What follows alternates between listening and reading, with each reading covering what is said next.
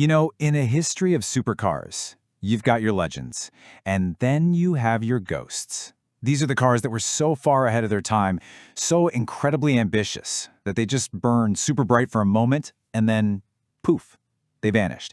But they leave behind these wild stories. Today, we're going to pull the cover off one of the greatest ghosts of them all. So let me just ask you this straight up. When you think about the most game-changing, the most technologically advanced supercar of the 1990s, what's the first car that pops into your head? Take a second. Got one? Yeah, I'm willing to bet it wasn't this one.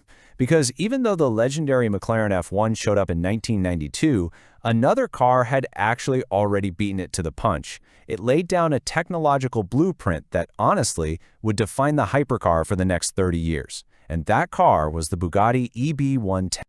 Okay, so to really get what the EB110 was all about, we have to rewind back to the 80s. The Bugatti brand, this legendary name, it had been basically dead for almost 40 years, a total relic. That is, until one man decided he was going to bring it back from the grave.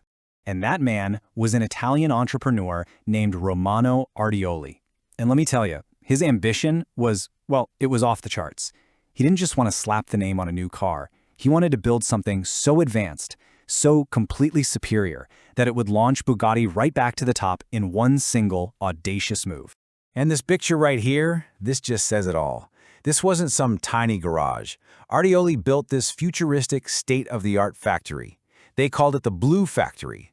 And he even had a star architect design it. And get this, he deliberately built it right in the backyard of Ferrari and Lamborghini, basically to steal all their best people. What a move.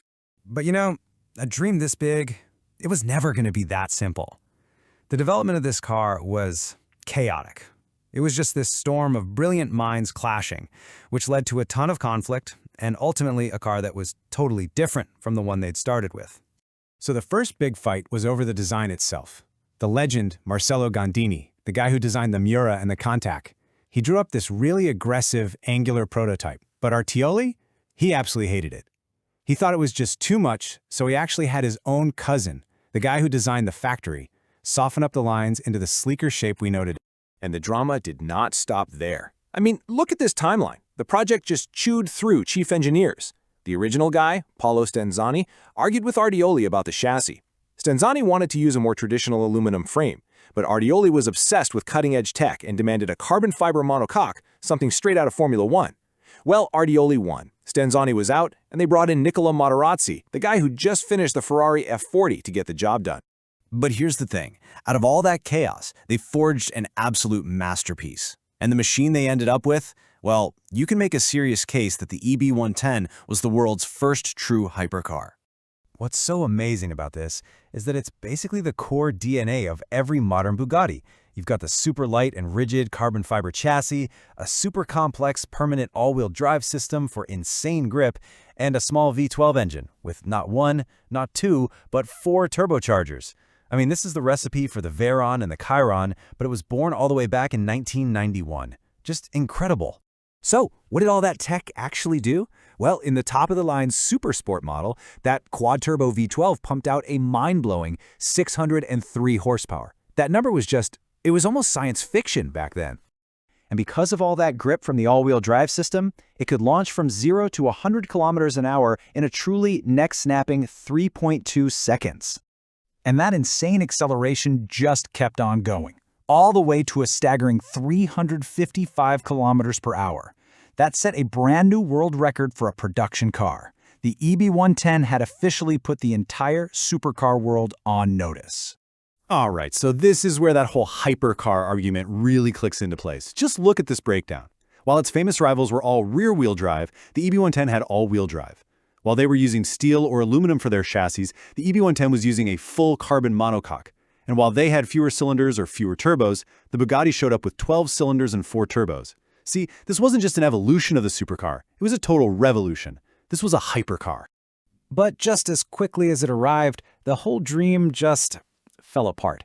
This incredible piece of engineering, this world-beating machine, couldn't outrun a complete and total financial collapse.